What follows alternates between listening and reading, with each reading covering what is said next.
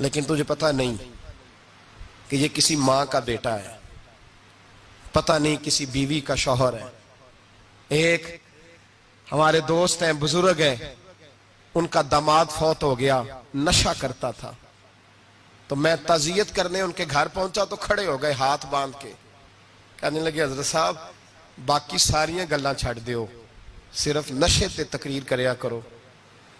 वो जब जीता था तो तब भी उसके बच्चे यतीम ही थे, यतीम ही थे। मेरी बेटी जब मेरे घर आती थी और मैं अपने पोतों के उतरे कपड़े उसे पहनने को देता था तो मेरा कलेजा फटता था। और मेरी बेटी उसकी जिंदगी में भी बेवा की जिंदगी गुजार रही थी। वो मेरी बहुओं के उतरे हुए कपड़े पहनती थी। कोई दुआ करो, कोई जलसे करो, ये लत खत्म हो जाए। और कहने लगा अब मेरे वो चला तो गया है, दादा दादी इसके पहले कोई नहीं, चचा है कोई नहीं, जब तक तो मैं जिंदा हूं इन नवासों को कोई रोटी का लुकमा, कोई कपड़ा मिल जाएगा। लेकिन सोचता हूं मैं बूढ़ा हूं, मर गया तो इनको कोई पूछेगा भी नहीं, कौन इनकी खबर। इतना जुल्म इस कौम से, इतनी ज्यादती। और आराम से लिखकर लोग गुजर गए कि ये 70 लाख है, इनका दर्द तो समझो, तकलीफ तो समझो। 7 फुट का सोना जवान और नशे का आदी है तो किसी नाली में पड़ा हुआ है। और मैंने कहा उस कौम के साथ इससे बड़ा भयानक मजाक क्या होगा। कोई दानिशवर था बड़ा जालिम, उस जालिम से कोई मशवरा लेने आया। उसने आके कहा तू बड़ा जालिम है, बड़े कड़वे मशवरे देता है, मेरा एक दुश्मन है, मैं उससे बदला लेना चाहता हूं, मेरा दिल करता है उसका बच्चा कत्ल कर दूं ताकि वो तड़पे। तो जालिम ने कहा उसे कत्ल न कर, वो तो उसका बाप 2-4 महीने रो के चुप कर जाएगा। फिर मैं सख्त सजा देना चाहता हूं, मशवरा दे। तो उसने कहा उसके बच्चे को नशे पे लगा दे। जिसका बच्चा नशा करेगा वो बाप रोज मरेगा, रोज जिएगा, वो मां रोज मरे जिएगी, नशे पे लगा दे। इस कौम के साथ सबसे बड़ा जुल्म ये हुआ कि मिल्लत का जवान नशे पे लग गया, ड्रग्स पे लग गया। इतने तबाह हालात हुए कि जवान चढ़ती जवानियां, अम्मा ने किताब दे के भेजा था और कॉलेज से वापस आए तो नशे के टीके हाथों में पकड़े हुए, टीके। और आपके इस मुल्क के इस्लामाबाद में एक दिन मीडिया ने वो खबर भी वायरल की और वो चीज भी दिखाई लोगों को। 3 महीने का बच्चा लेके नशई सड़क पे आ गया। उसने कहा मेरा नशा खत्म हो गया, मेरा बच्चा खरीद लो, 2 पुड़ियां दे दो। तो वहां बीबियां जो सुन रही थी वो भी चीखे मार के रो रही थी। ये जुल्म किया इस कौम के साथ। और करप्शन की लानत ने इजाजत दी सप्लाई करने वालों को कि गली गली भेजे, गली गली। इन्होंने कुछ थोड़ा जुल्म नहीं किया इन हुक्मरानों ने। और हमारी ओपोजिशन, उसको न सिर्फ इतना पता है कि ये जाए और हम आए, इससे ज्यादा कोई गर्ज नहीं। भाई करप्शन के खिलाफ निकले हो तुम, नशे के खिलाफ किस दिन निकलोगे? जुए के खिलाफ किस दिन? कौम तो मर रही है नशे से, इसके खिलाफ मैदान में कब आओगे? सिर्फ इतना है कि ये जाए और हमारी बारी आए, इससे ज्यादा कुछ नहीं। जितने मुजरम वो है उतने ही तुम बनते जा रहे हो। इसलिए कि असल बात पर ना वो आते हैं और ना असल बात पर ये आते।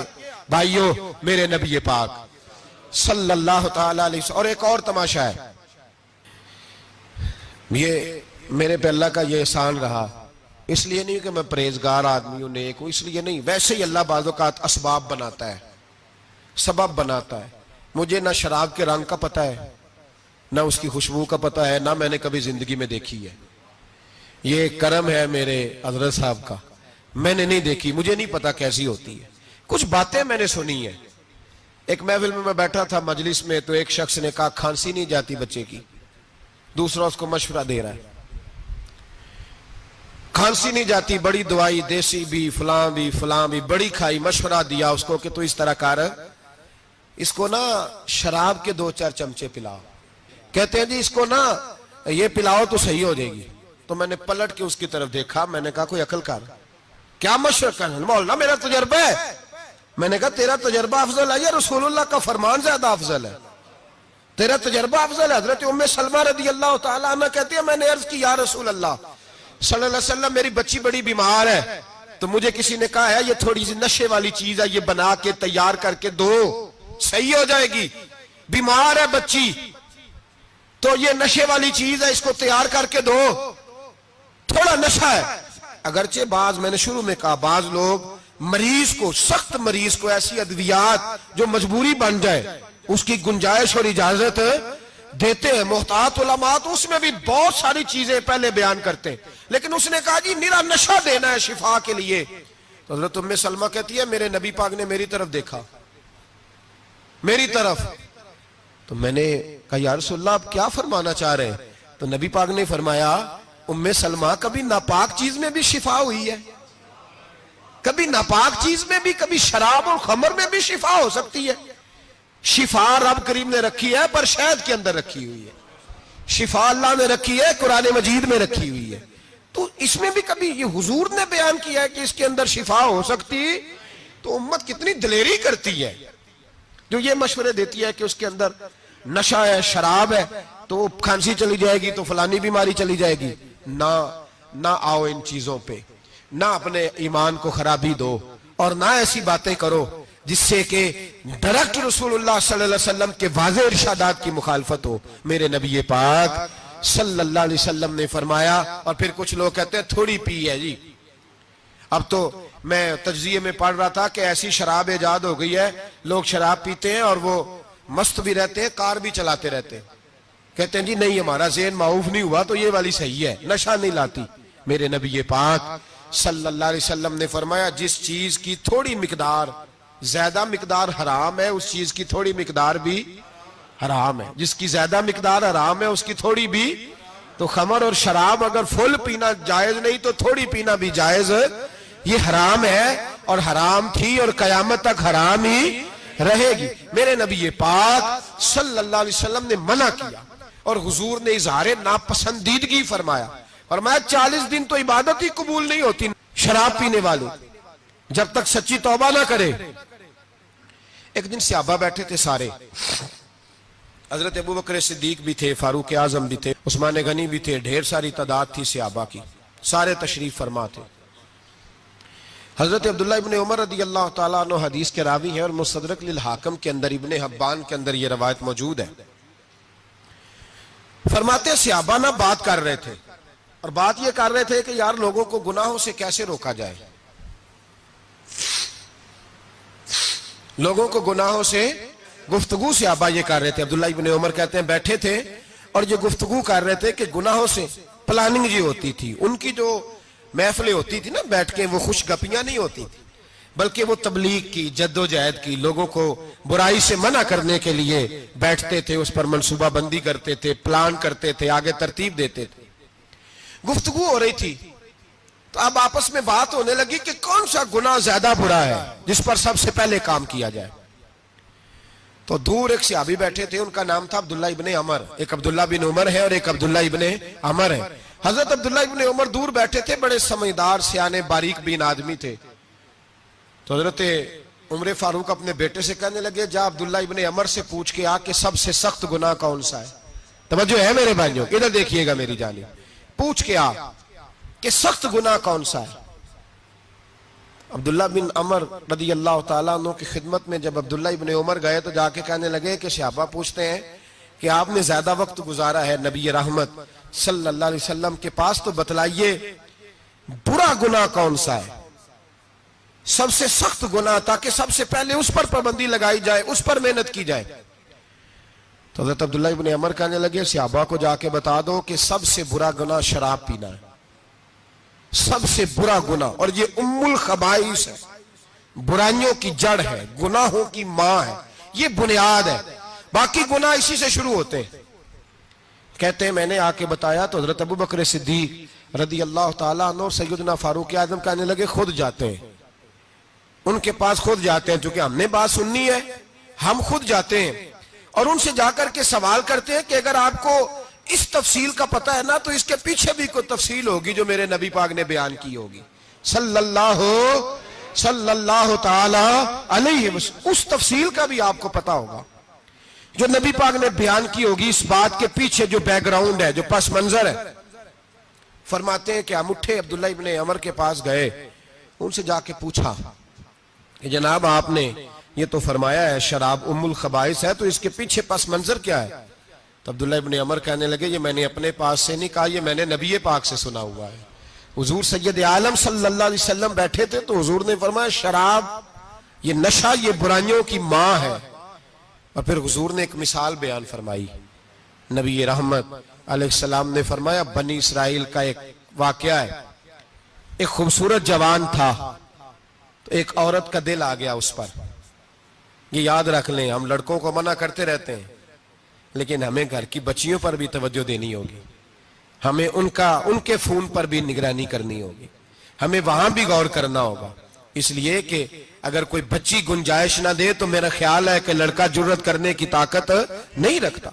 तो वहां भी उनकी अम्मा से कहे कि पाबंदी लगाए, बच्ची किसी का मोबाइल लेकर के कहीं उसको इस्तेमाल तो नहीं कर रही, इस पौधे पर भी तवज्जो दे, दरख्त बनने से पहले इसकी भी निगरानी करें, यह भी बड़ा जरूरी काम है। औरत का दिल आ गया तो नबी पाक अलैहिस्सलातु सलाम फरमाते उसने कोई बहाना लगाया, किसी को कहा कि उस नौजवान को बुला के लाओ, उसको कहो कि हमने कोई गवाही लेनी है तुझसे। वो नौजवान आया, एक कमरे में दाखिल हुआ तो अगले कमरे में ले गए, वहां दाखिल हुआ तो उससे अगले कमरे में ले गई, वो दाखिल हुआ तो इसी तरह 7 मुकफ्फल कमरों में ले गई। मेरे करीम रसूल मेरे महबूब पाक अलैहिस्सलाम फरमाते हैं, सहाबा को समझा रहे हैं मीठे लबो लहजे में, फरमाते हैं जब सबसे पिछले कमरे में ले गई तो एक लड़का बंधा हुआ था वहां रस्सियों से, शराब का प्याला पड़ा हुआ था। और बीबी कहने लगी कोई गवाही शवाही नहीं लेनी, तुझे इसलिए बुलाया है कि तेरे ऊपर दिल आ गया है, अब मेरे साथ मुंह काला कर। तो वो जवान कहने लगा नहीं, मैंने अपने नफ्स को पाक रखा हुआ है, मेरी नजर भी पाक है, दिल भी पाक है, और उसकी बरकत यह है कि रब ने मेरी रूह को भी पाक रखा हुआ है, तो मैं ये हरकत नहीं कर सकता। पाक लोग पलीद कामों की जानिब तवज्जो नहीं करते, मैं ये हरकत नहीं कर सकता। इकबाल ने अपने बेटे को दुआ दी थी, उसने कहा था हया बाकी नहीं है जमाने की आंख में, खुदा करे कि रहे तेरी जवानी बेदाग, खुदा करे कि रहे तेरी जवानी बेदाग। कहा मेरे साथ मुंह काला कर, उसने कहा मैं नहीं करता। कहने लगी चल फिर इसको कत्ल कर, इसको मैंने बांधा हुआ। उसने कहा मैं कत्ल क्यों करूं, मेरी क्या दुश्मनी है। कहा फिर शराब पियो, कहा मैं शराब भी नहीं पीता।